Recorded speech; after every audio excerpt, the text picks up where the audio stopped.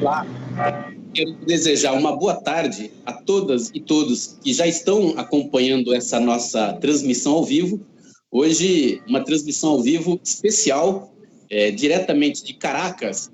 Nós vamos conversar, falar com o ministro de Trabalho de Venezuela, companheiro Eduardo Pinati, a quem agradecemos a disponibilidade e o pronto atendimento de nossa reivindicação dessa entrevista. Portanto, uma boa tarde, Pinati, boa tarde a todo o povo de Venezuela, e encaminhar uma pergunta ao ministro, do qual tenho a honra de conversar hoje aqui com os amigos que nos acompanham nas nossas páginas de Intersindical e outras páginas. Senhor ministro, como está a situação de pandemia de coronavírus em Venezuela e quais as medidas que o governo constitucional eleito pelo povo de Venezuela tem tomado para enfrentar esta pandemia tão grave que assola os pueblos de todo o mundo? Bueno, buenas tardes a todas y a todos los que nos escuchan, a los visitantes de las páginas de la Intersindical y de las otras páginas, en Brasil y en otras partes del continente y del mundo. Mira, dos comentarios breves antes de responder la pregunta. Primero, ayer celebramos en Venezuela 18 años, de la derrota del golpe militar que derrocó al presidente, el comandante Hugo Chávez, por 47 horas. Y el Día de la Milicia Bolivariana. Ayer el presidente anunció que nuestra milicia tiene algo así como ya más de 4.100.000 y tantos milicianos y milicianas en todo el país, y vamos avanzando hacia los 5 millones.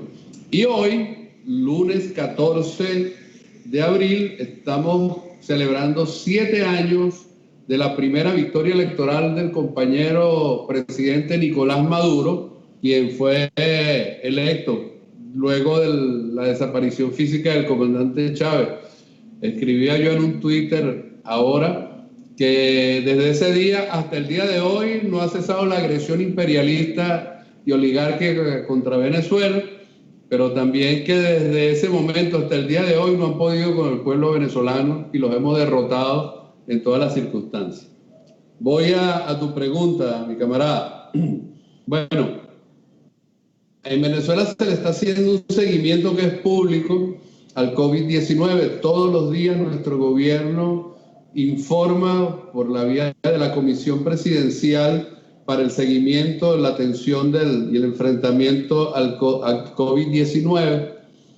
Una de las, yo diría que de las virtudes que tenemos al pueblo informado. Diariamente la vicepresidenta ejecutiva Delcy Rodríguez, que preside esa comisión presidencial, el compañero Jorge Rodríguez, vicepresidente para la comunicación, el turismo y la cultura, y el propio presidente de la República informan sobre cómo va el combate a la pandemia.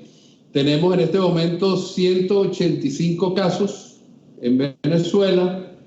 Tenemos una tasa de recuperados que supera el 50% y apenas, con mucho dolor lo decimos, 9 fallecidos hasta este momento, hasta la mañana de hoy.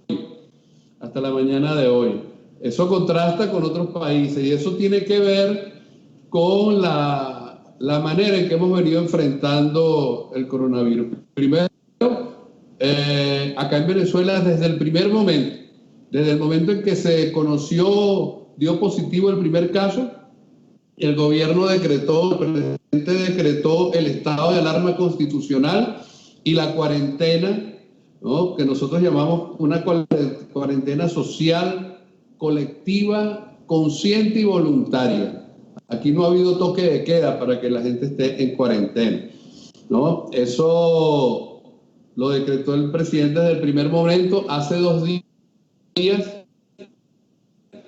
el presidente, mediante decreto, estado de alarma por 30 días más, y mantiene la cuarentena, ¿no? Esa es la principal, digamos, estrategia para contrarrestar el virus, para contenerlo, ¿no? Unido a todo un conjunto de acciones sanitarias que hemos venido tomando. Creo que somos el país de América Latina que más pruebas ha hecho por millón de habitantes. Somos el país, tenemos una táctica de realización de pruebas masivas, la prueba rápida que llama, y luego el CPR, la otra prueba con mayor profundidad a lo largo y ancho del país.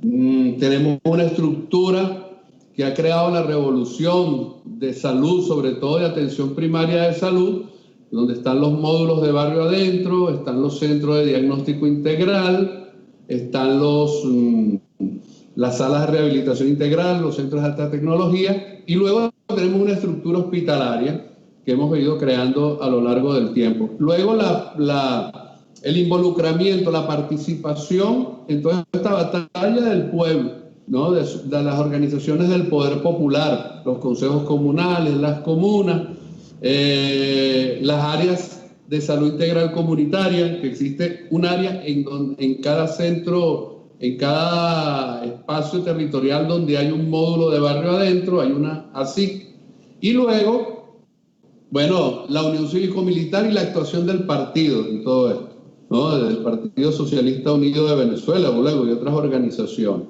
¿no? Son elementos fundamentales para el combate que estamos dando. Nosotros mantenemos un sector priorizado trabajando. Tenemos al sector salud trabajando, tenemos, por supuesto, al área de seguridad, protección civil, pero también tenemos un sector de la producción priorizado. Por ejemplo, el sector agroalimentario está trabajando con mucha fuerza, está produciendo. El sector farmacéutico, la empresa del sector farmacéutico, la industria de artículos de higiene y aseo personal e higiene del hogar, ¿no? Y además de eso, lo que no se puede parar, la industria petrolera, la industria petroquímica, que venimos en un proceso de reflotamiento, de recuperación, así como las empresas básicas de Guayana, del estado Bolívar, ¿no? El estado fronterizo con Brasil, donde están las grandes, la cadena del aluminio, está la cadena de hierro acero, ¿no? Están las grandes represas que demanda el sector hidroeléctrico, en fin, todo eso está trabajando, ¿no? Y bueno, tenemos planes importantes de movilización, de activación. Para nosotros cuarentena no es desmovilización. Y el presidente lanzó una consigna que señala que entre cuarentena y entre cuarentena y producción no hay contradicción, ¿no? Entonces mantenemos ese nivel de movilización. Tenemos los 2.140 consejos productivos de trabajadores activados. De esos 2.140, más de 1.200 están en el sector agroalimentario.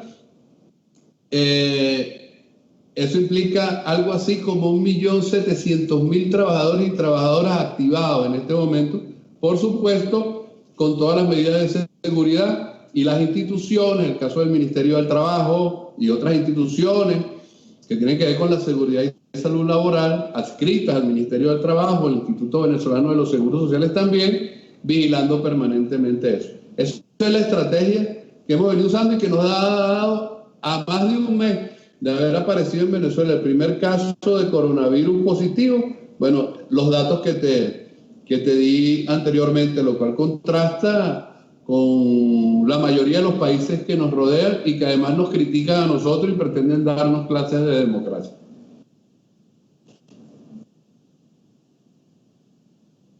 Muito bem, ministro.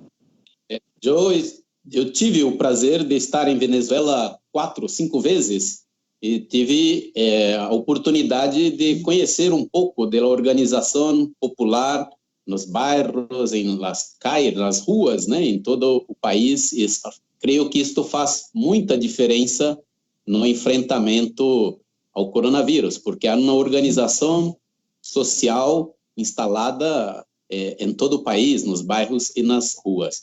Ministro, nós temos acompanhado que os Estados Unidos é o grande epicentro da propagação do coronavírus. Tragicamente, infelizmente, muitos norte-americanos estão perdendo a vida com a pandemia nos Estados Unidos. No entanto, o Donald Trump, ao invés de cuidar do seu povo, né, cuidar para que seu povo não morra sem assistência à saúde, Trump busca desviar a atenção, como sempre faz o imperialismo, desviar a atenção do problema real que está nos Estados Unidos e vem mais uma vez com uma ameaça de invasão e de agredir a soberania da Venezuela. E está oferecendo prêmios para quem mate o presidente constitucional Nicolás Maduro, está fazendo uma série de... com a esquadra naval, enfim, em torno da Venezuela. Eu gostaria que o ministro comentasse como está essa situação, a ofensiva mais recente do Império Norte-Americano.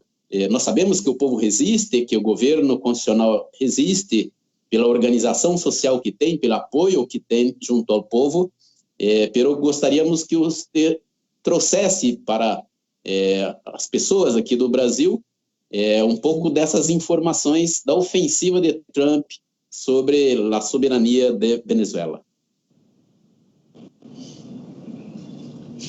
Nosotros decimos que nosotros estamos combatiendo el coronavirus en un país que no es un país cualquiera. Venezuela es un país bloqueado. Venezuela es un país que está sometido a más de 300 medidas coercitivas unilaterales, que ellos llaman sanciones, desde el año 2016 hasta el día de hoy. Ha lanzado el gobierno de Estados Unidos y otros gobiernos contra instituciones, empresas, individualidades, dirigentes de la revolución. Casi toda la dirección nacional del partido está sancionada por alguien en alguna parte, ¿no? Bueno, un país al que le persiguen sus operaciones comerciales, que lo que realiza cualquier país en cualquier parte del mundo. Bueno, a nosotros nos persiguen las operaciones comerciales, las obstaculizan, de manera que tenemos que estar permanentemente tratando, ¿no?, de superar el bloqueo, lo cual encarece tanto los productos que traemos, que importamos, como los tiempos en los que se cristaliza cualquier operación comercial normal que realiza cualquier país del mundo. Además de eso, un país que tiene una amenaza latente de agresión militar permanente, ¿no? Que no es ninguna, ¿cómo diríamos?, ninguna fantasía. Ya hemos vivido eso. Aquí ha habido episodios de intento de asesinato del presidente Nicolás Maduro. Aquí hemos tenido un intento de vulnerar la frontera y tomar parte del país el 23 de febrero del año 2019. En fin, somos un país que está en guerra, ¿ok?, por parte sometido a una guerra del imperialismo. Esa es la primera condición que tenemos que decir. Y en ese marco, los imperialistas y no aflojan, y Donald Trump particularmente, muestra un nivel de ensañamiento que es el nivel de ensañamiento irracional de los imperialistas, ¿no? Estados Unidos, el gobierno de Estados Unidos tiene que ver lo que tiene adentro de Estados Unidos. Es decir, es el centro de la pandemia, es el epicentro de la pandemia a nivel mundial. Ya superaron largo el 500.000 de contaminados, de infectados. Ya tienen más muertos, más fallecidos que cualquier otro país que haya sido sometido al virus. Es decir, están en el primer lugar en todas las estadísticas negativas. Ya están enterrando en Nueva York. Solo Nueva York tiene más casos de COVID-19 que Italia y que España juntos. Es decir, más que muchos países juntos. Tenía más de 100.000 hace 2 días atrás. Es decir, hay una crisis en los Estados Unidos que demanda un gobierno que se ocupe de ese pueblo y de ese país. Ahora, quien gobierna Estados Unidos es una élite supremacista blanca, que cree en la supremacía blanca, profundamente racista y profundamente fascista. Y por eso es que ellos, a pesar de eso, bueno, siguen haciendo, no los llamados, las acciones de guerra y de provocación permanente, el traslado de parte de la ¿cómo se llama? De las fuerzas navales que ellos tienen hacia el Caribe, tiene que ver con eso, con tratar de acercar a Venezuela y establecer algún tipo de bloqueo naval que impida la entrada y salida de productos al país. Es decir, es una obsesión del imperialismo, y cuando te digo el imperialismo, te estoy hablando del imperialismo norestadounidense, pero en esa política la acompaña la Unión Europea, lo acompaña la ultraderecha mundial, lo acompañan los gobiernos de derecha y de ultraderecha del continente, lo acompañan los intelectuales de derecha del mundo. Es decir, nosotros hemos hablado de una especie de reedición de la Santa Alianza. La Santa Alianza fue un movimiento que surgió en Europa en los años 20 del siglo XIX, ¿no? Que fue la unión de las monarquías absolutas contra la revolución democrática del Libertador y contra las revoluciones liberales en Europa. Bueno, nosotros estamos en una especie de reedición de esa Santa Alianza contra los procesos revolucionarios, emancipatorios, de lucha por la soberanía y de la independencia del continente. Y esa Santa Alianza, o esa reedición de esa Santa Alianza en las condiciones del siglo XXI, la encabeza el gobierno de Estados Unidos, y en este momento esa élite supremacista, racista y fascista. Ahora, ¿qué va a pasar? Bueno, lo que va a pasar es lo que está pasando.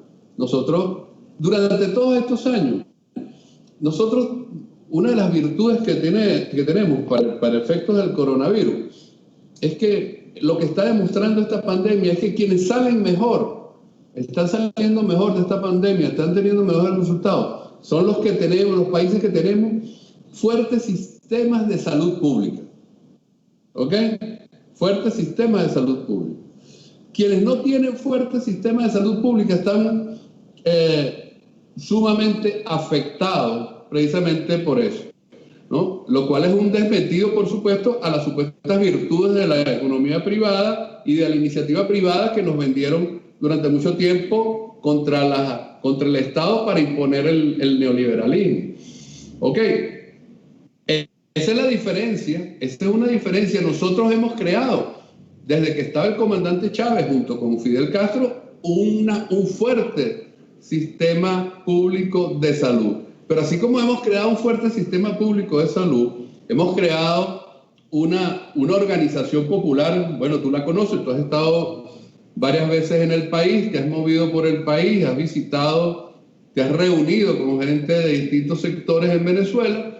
Pero además de eso tenemos una fuerza militar que también se ha ido preparando desde aquella vez que el comandante Chávez lo decía: la revolución bolivariana es pacífica pero es armada. Bueno, ese pensamiento nos sigue guiando a nosotros todavía, y tenemos una concepción de la guerra que es la guerra de todo el pueblo, una doctrina que es la doctrina militar bolivariana, que tiene su raíz en Bolívar, pero que toma las experiencias que aprendimos en Vietnam, que aprendimos con las concepciones de Ho Chi Minh, etc. Es decir, nosotros, de allí la unión cívico-militar como la gran fortaleza y el fortalecimiento de la milicia. Entonces, lo que va a pasar es lo que ha pasado. Por donde vengan los vamos a derrotar. Por donde vengan los vamos a derrotar. Ellos nos han hecho mucho daño con el bloqueo. ¿Ok? Nos han hecho mucho daño a la economía, a los indicadores sociales de nuestro pueblo. Nos han hecho mucho daño, pero no nos han podido derrotar y no van a poder derrotar.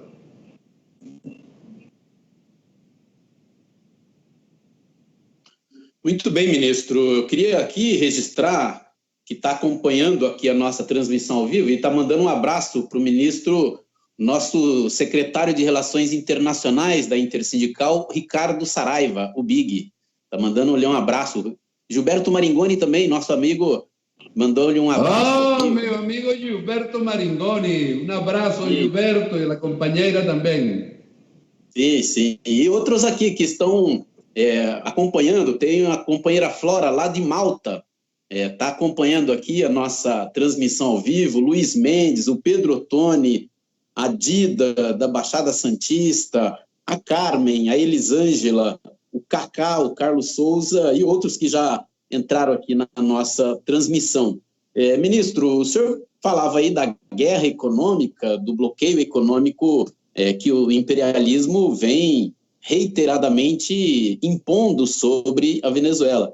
No entanto, a resistência popular, a organização popular, organização do PSUV, das organizações populares de Venezuela resistem, e resistem junto ao seu governo constitucionalmente eleito, Nicolás Maduro Moro. Este intento golpista de Trump, portanto, não tem logrado êxito, não consegue fazer o que eles acharam que ia fazer, colocando um títere como Guaidó na presidência da República, uma coisa, alguém que não teve voto para nada e quer sacar um governo constitucionalmente eleito pelo povo de Venezuela. O senhor fala em milícias. Aqui no Brasil a palavra milícia tem um outro significado, sim, porque grupos armados de parte do Estado que se junta ao crime organizado, coisas de amigos de Bolsonaro. Aí, em Venezuela, milícia é o povo organizado nas ruas, nos bairros, que é muito importante esta organização popular. O que eu gostaria que o senhor falou já um pouco, mas queria que o senhor discorresse um pouco mais esta resistência que o povo venezuelano vem fazendo nas ruas. As oportunidades em que estive na Venezuela sempre vi uma participação muito forte das mulheres, da juventude, que tem um protagonismo muito importante no governo, as mulheres, a juventude, a classe trabalhadora, obreira, né? Aproveito, inclusive, para mandar um abraço aos companheiros de Central Bolivariana, operária, aos companheiros de PSUV, aos amigos, deputados constituintes, amigos nossos todos que conheceram. Mas o senhor falasse um pouquinho mais sobre essa resistência importante que vocês fazem em Venezuela, que, guardadas as diferenças, cada país tem sua experiência, sua construção, sua formação, pero a amizade de classe trabalhadora brasileira e a compreensão da esquerda brasileira de que em Venezuela se dá um processo revolucionário e que a direita é golpista, a direita é que tenta, por todas as vias, chegar ao poder sem voto, sem, enfim, que a população vote na extrema-direita. A grande maioria da população tem votado em PSUV, em bolivarianos, né? em chavista, em processo de chavismo. Gostaria que o senhor comentasse um pouquinho mais sobre essa resistência e a disposição de manter o processo de independência, de soberania que se dá pelo processo revolucionário bolivariano. Yo creo que, bueno, esa resistencia está llevada por varias cosas. En primer lugar, una creciente conciencia revolucionaria del pueblo venezolano, de los trabajadores y las trabajadoras, de los campesinos y las campesinas, tú hablabas de las mujeres, de la juventud, del movimiento indígena, que tiene un importante fuerza en Venezuela, ¿no? Del movimiento de la diversidad sexual, en fin. Hay un crecimiento de nuestro pueblo en la práctica, en el combate diario. En la coyuntura del 2002 al 2004, bueno, tuvimos el golpe de Estado de abril del 2002, tuvimos el sabotaje petrolero que duró 3 meses, ¿no? Tuvimos el intento de de revocar el mandato del presidente, el compañero, el comandante supremo Hugo Chávez en agosto del año 2004. Fueron batallas estratégicas, aparte de muchas escaramuzas y batallas parciales, tácticas, ¿no? Eso nos dio un proceso de avance importante. Está la victoria del año de ese proceso, que eso conduce a que en el año 2005 el comandante Chávez declarara, por cierto que lo hizo allá en Porto Alegre, en el Gigantillo. Yo no sé si tú estabas allí, yo estaba ese día, el carácter socialista de la revolución bolivariana. Y luego, todo el año 2006, la campaña electoral presidencial del comandante Chávez fue en función del socialismo y dijo: quienes voten por mí votan por el socialismo. Luego, con la victoria electoral que denotaba un avance en la conciencia del pueblo, llama a la constitución del Partido Socialista Unido de Venezuela el 15 de diciembre del año 2006, apenas 9 días después de la victoria. Es decir, y luego, bueno, un proceso de acumulación que llega hasta el año 2012, cuando se intensifica la guerra económica, hay caída de los precios del petróleo, hay una coyuntura determinada que además se agrava con la enfermedad y luego la partida física del comandante Hugo Chávez, que es el golpe más duro que ha sufrido el pueblo venezolano y que ha sufrido la revolución bolivariana en toda nuestra historia, ¿no? Pero han sido 21 años de aprendizaje y luego con Nicolás han sido 6 años, 7 años de lucha permanente. Entonces ha sido un proceso de aprendizaje en la práctica de nuestro pueblo que ha determinado una conciencia nacional, una conciencia revolucionaria. Yo digo incluso un crecimiento de la conciencia socialista.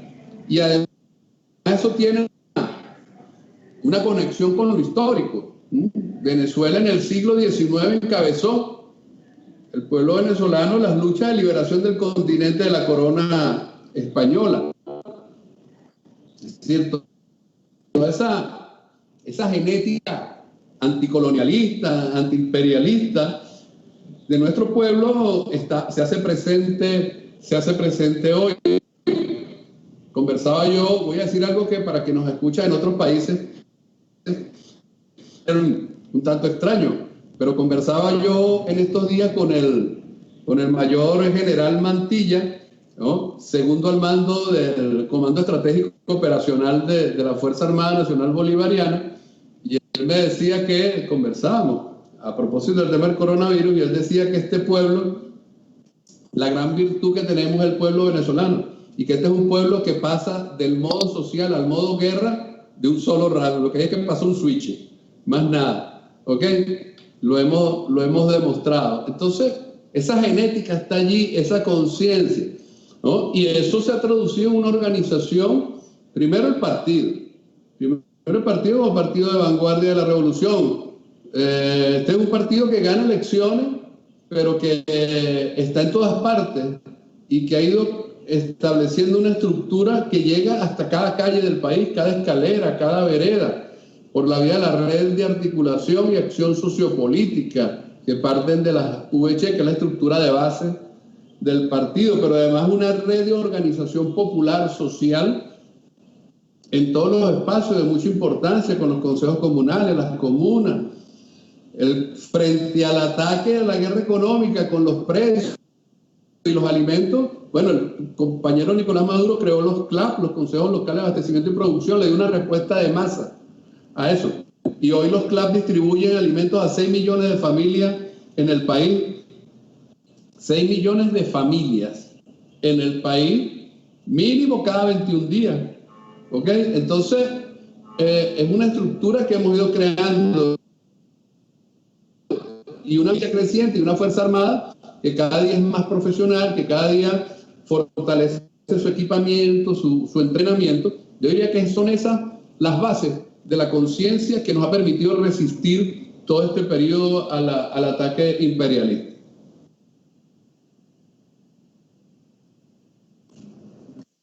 Muito bem, nem sempre os brasileiros, inclusive pelo papel nefasto que a grande mídia cumpre aqui no Brasil, em diversos lugares do mundo, de desinformação. Muitas vezes a população não compreende muito o que se passa na Venezuela, assim. Pelo preço do petróleo é uma questão muito importante. Quero que o ministro comente um pouco o impacto da queda do preço do petróleo e também do bloqueio em que Estados Unidos impede que a PDVSA possa atualizar a tecnologia, que possa ter acesso aos meios para atualizar a produção petrolífera, né? Pero também é importante que a população brasileira compreenda que a gasolina em Venezuela é praticamente de graça, conta de água, de luz, também bastante subsidiada pelo governo. O governo também fez um processo de habitação e de moradias para milhões de pessoas.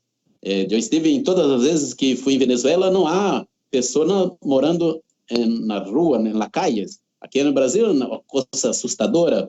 Quando eu falo aqui no Brasil, as pessoas, não, como não tem morador de rua em Venezuela? Não tem, porque há um cuidado com as pessoas, em particular com os mais pobres. Ministro,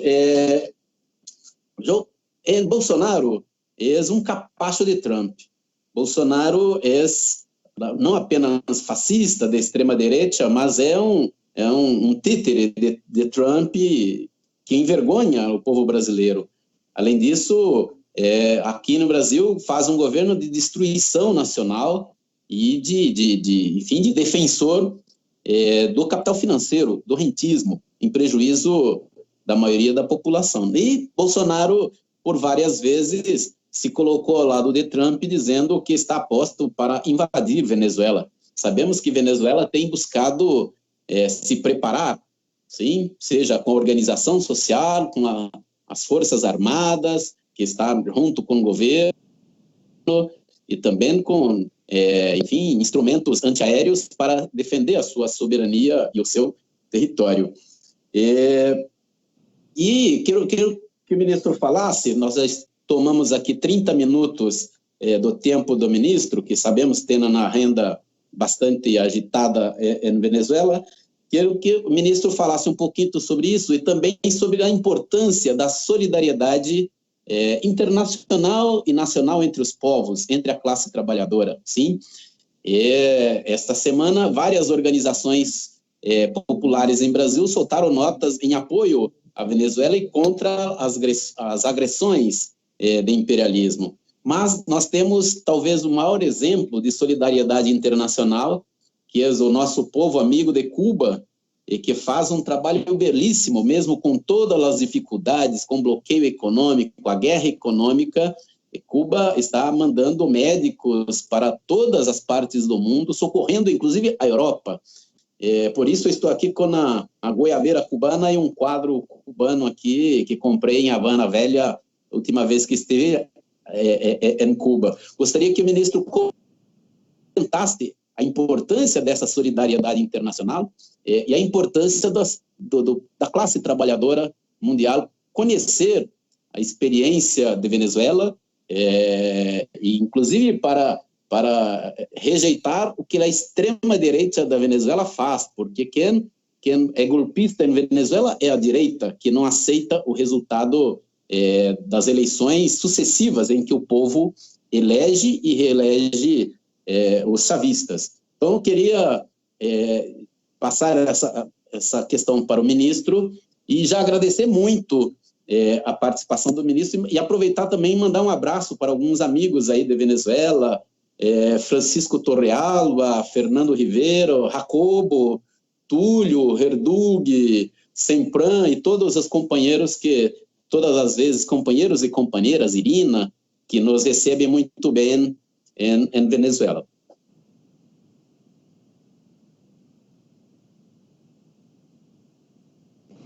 Muito bom, muito bem.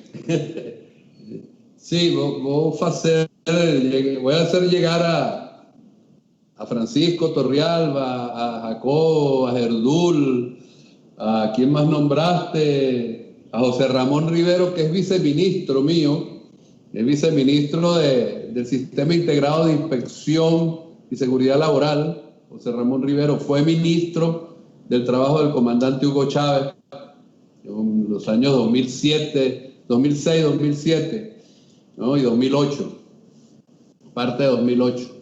Y otros compañeros y compañeras, le haré llegar tu saludo.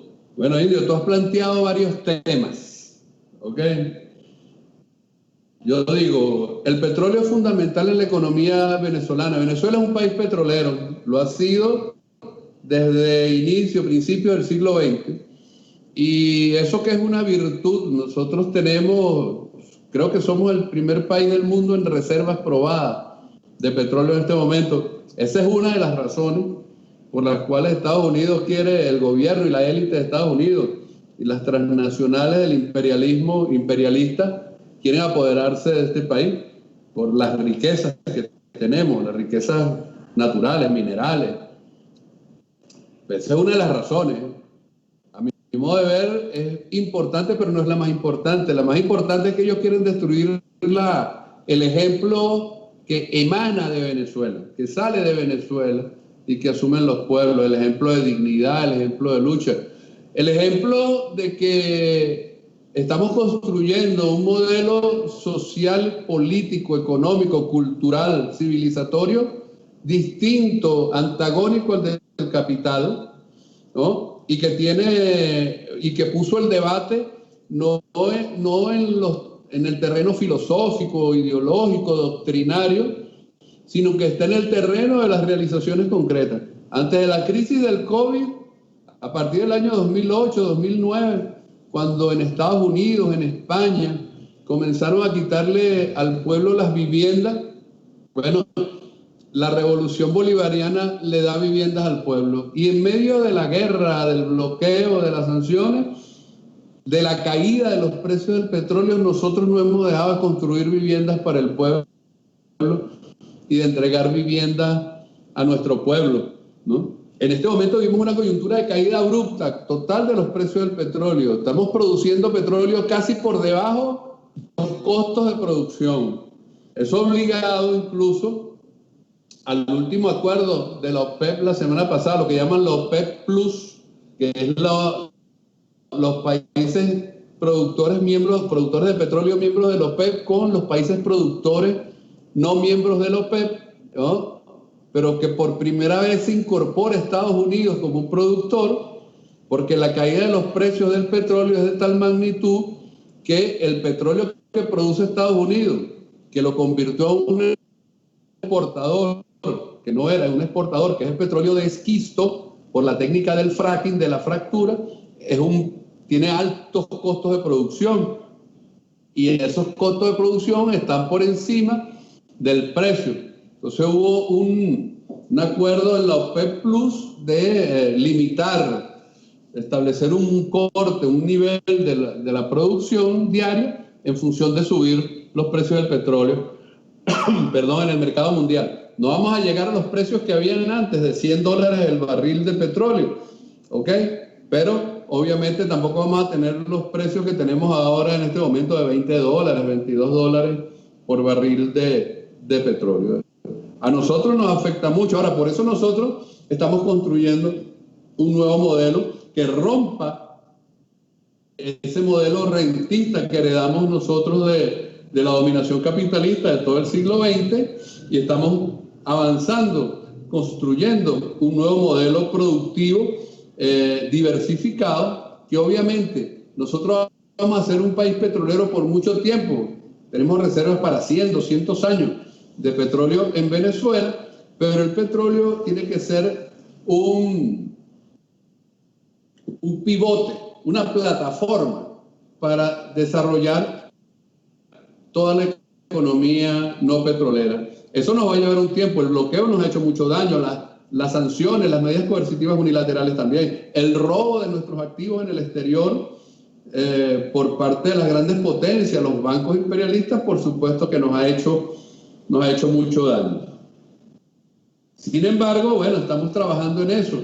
En este momento vivimos una coyuntura difícil con la gasolina, ¿no? Por derivada de determinadas circunstancias, algunas internas, pero además derivada del bloqueo que no permite que Para producir la gasolina necesitamos unos aditivos que no se producen en Venezuela, tienen que ser importados, y el bloqueo intenta que esos aditivos no lleguen.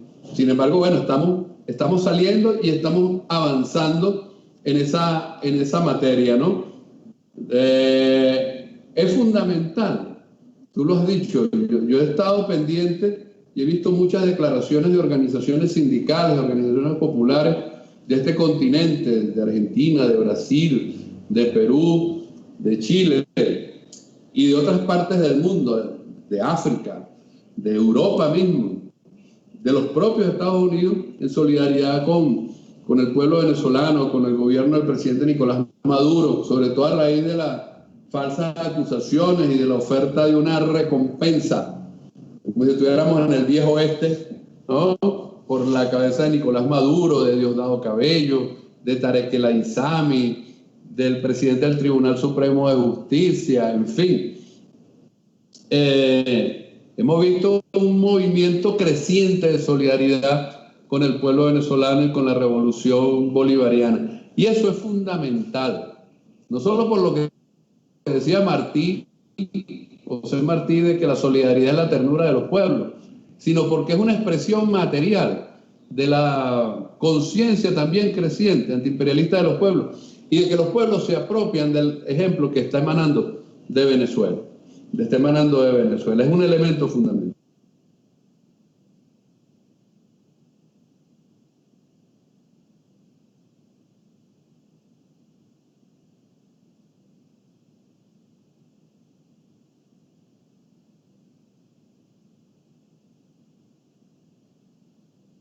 Bueno, creio que a gente teve problema aqui, congelou a imagem do ministro, pode ser que tenha caído a ligação, vamos esperar aqui que ela seja retomada, mas registrar aqui a presença de diversas pessoas que estão acompanhando a nossa transmissão ao vivo, o Samer, a Letícia, o Ricardo Saraiva, já falei, a Cidinha Antero, que está lá da Itália acompanhando a gente, então, temos Itália, temos Malta, temos gente da Argentina também acompanhando, o Márcio Má, Anderson Lima, Luiz Mendes, o Maurício Edélcio Fartura, a Carmen Sueli, o Rui Muniz, lá de Porto Alegre, o Guga Mesquita, o Cláudio Henrique, meu amigo, Elisângela, enfim, Alexandre Caso, companheiro nosso da direção, o Kaká, e outros que estão acompanhando a nossa transmissão ao vivo. Infelizmente, creio que perdemos aqui a conversa com o ministro. No entanto, a gente já tinha tomado o tempo do ministro por mais de 40 minutos e o ministro Eduardo Pinhatti se colocou à disposição para conversar com a gente, está aqui retornando, me parece. Espero que ele consiga retornar aqui para fazer as considerações finais. Ele estava falando sobre a importância da solidariedade internacional, em particular da solidariedade que empresta ao mundo a nossa ilha de Cuba, resistente, revolucionária e que, com todos os problemas, demonstram a sua importância no mundo, em particular na área da saúde, né? O Brasil, que deve tanto ao programa Mais Médico dos médicos cubanos e os médicos cubanos que estão presentes em praticamente todas as regiões do mundo, nesse momento, enfim, com uma forte presença, inclusive na Europa, na Itália, na Espanha, a chegada dos médicos cubanos. Não sei se a gente conseguiu, Alexandre, aqui retomar com o ministro, estou vendo que ele está tentando retornar, e não sei como funciona esse procedimento, né? Então, não sei, seria uma honra aqui, mas a gente entende também se o ministro não conseguir retornar. Quero agradecer muito a participação do ministro nessa conversa com a gente, creio que foi bastante didático, né, explicando as consequências do bloqueio econômico, da guerra econômica, da guerra não convencional que o imperialismo norte-americano faz contra a Venezuela.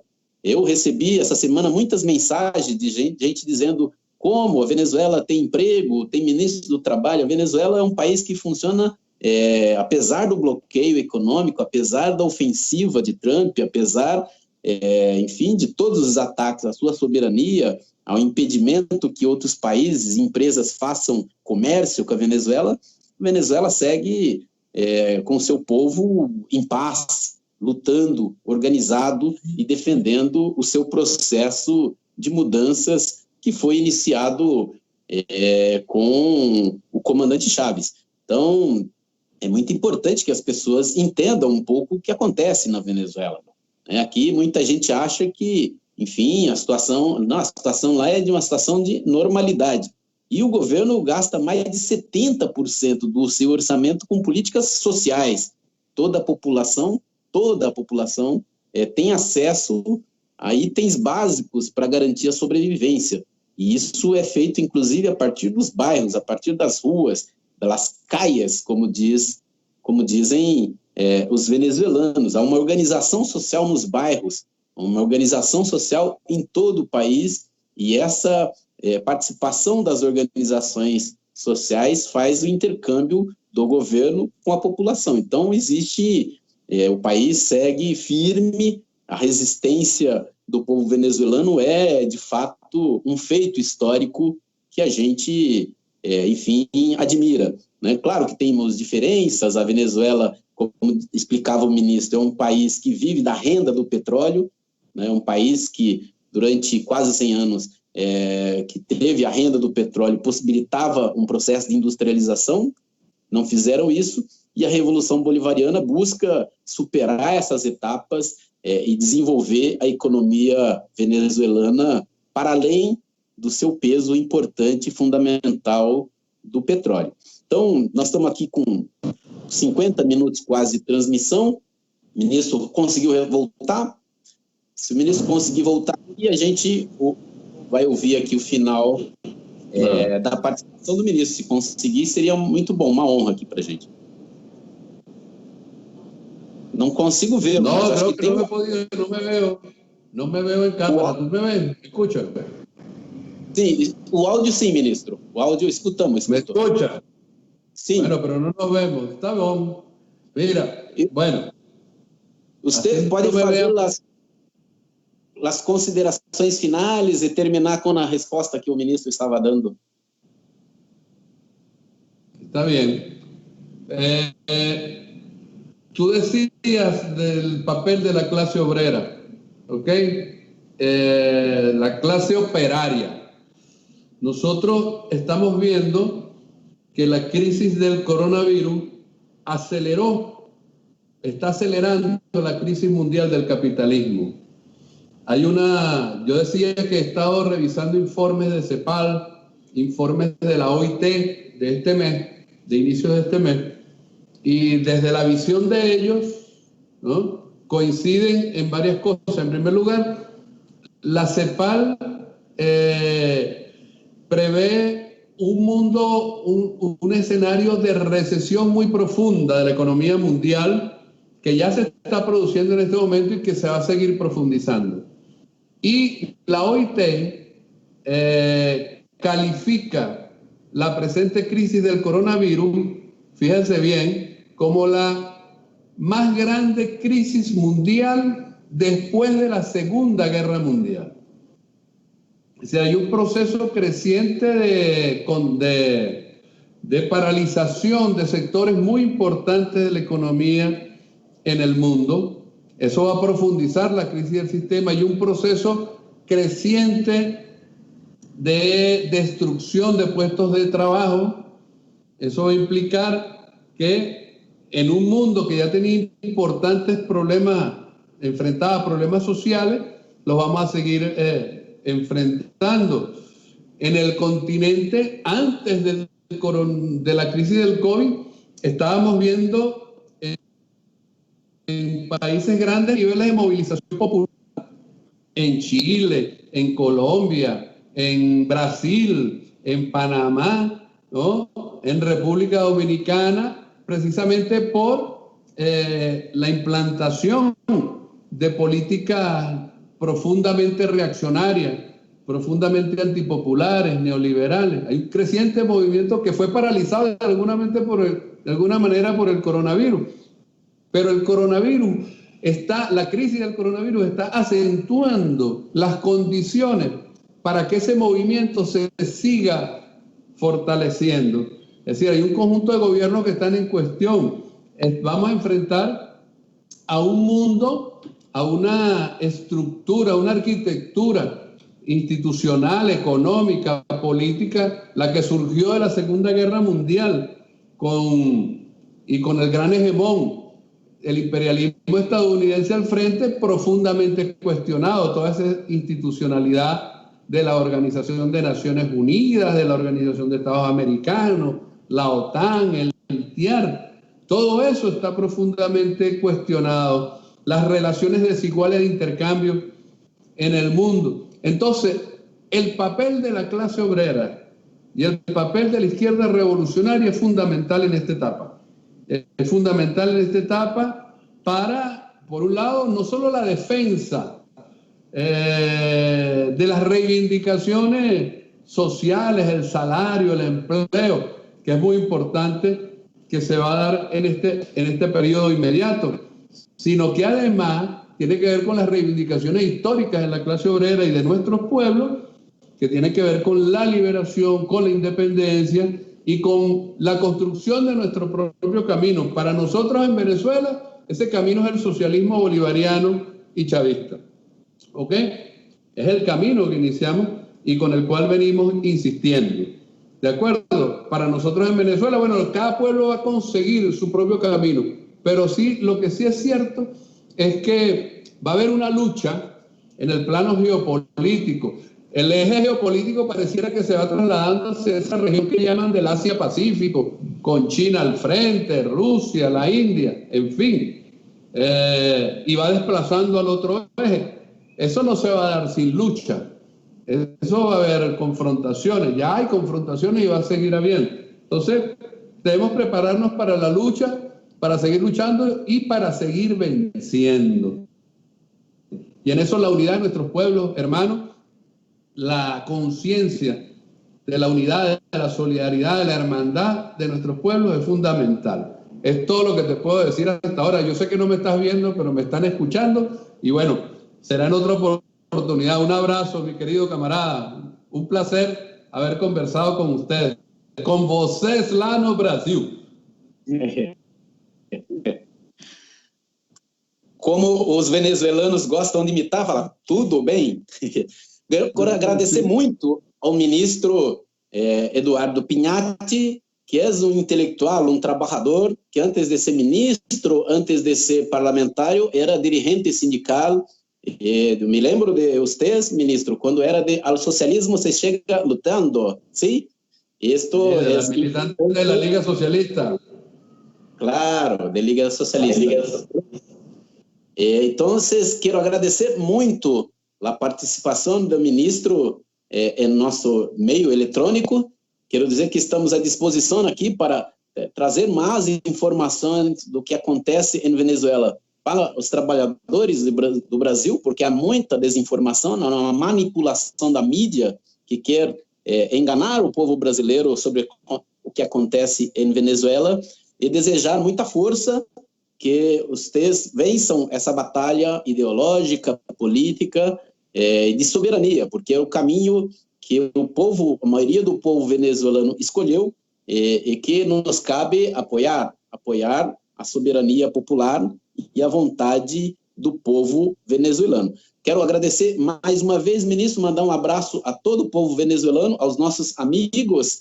Daí, eu hoje tomei meu último cafezinho que trouxe de Venezuela, um cafezinho muito bueno, que é um dos melhores cafés, conhecido como um bom café. O café da Venezuela é muito bom.